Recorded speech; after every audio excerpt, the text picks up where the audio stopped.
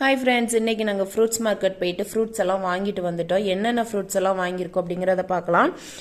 Apple வந்து 1 kilo வந்து 150 ரூபா, இது வந்து 140 ரூபா, ஆரஞ்சு வந்து 40 ரூபா, அப்புறம் இதோட இது வந்து ஸ்ட்ராபெரி வந்து ஒரு பாக்ஸ் வந்து 30 ரூபா, இது அத்திப்பழம் அதுவுமே இந்த பாக்ஸ் வந்து 20 ரூபா தான், அப்புறம் சப்போட்டா வந்து 40 ரூபா.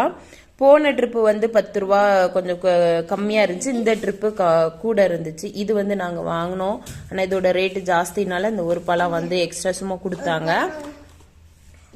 நம்ம இப்போ கடையில் வாங்கினோம் அப்படின்னா கொஞ்சம் ரேட் வந்து ஜாஸ்தியாகவே இருக்கும். இது ஃப்ரூட்ஸ் மார்ட் போய் நம்ம வாங்கினோம் அப்படின்னா மொத்த கடையில் வாங்கும் போது நமக்கு ஒரு 10 ரூபா 20 ரூபா அப்படிங்கும் போது நமக்கு வந்து என்ன செய்யணும், கம்மியாக கிடைக்கும். இப்போ இந்த ஃப்ரூட்ஸை வாரத்துக்கு நம்ம ஒரு வாரம் ஃபுல்லாமே வச்சுக்கலாம். எங்களுக்கு ஒரு வாரத்தை தாண்டி எக்ஸ்ட்ராவே வரும் இவ்வளோ ஃப்ரூட்ஸுமே. ஏன்னா பிள்ளைங்களுக்கு வந்து இந்த டைம் நம்ம ஃப்ரூட்ஸ் கொடுக்கும்போது ரொம்ப உடம்புக்கு